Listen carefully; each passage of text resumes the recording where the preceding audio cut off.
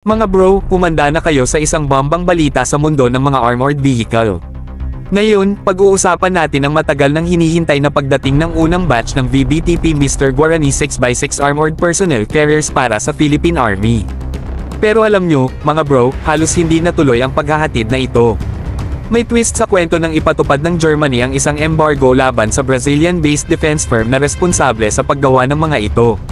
Talagang nakakabaliw, at halos maapektuhan nito ang pagbebenta ng Elbit Systems, ang kumakatawan sa mga unit na ito para sa ating Philippine Army.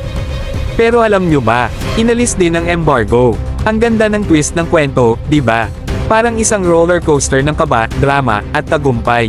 At ngayon, malapit na nating masaksihan ang pagdating ng mga matitibay na armored personnel carriers na ito sa ating armas. Ang VBTP Mr. Guarani 6x6 ay tunay na dapat katakutin, mga bro.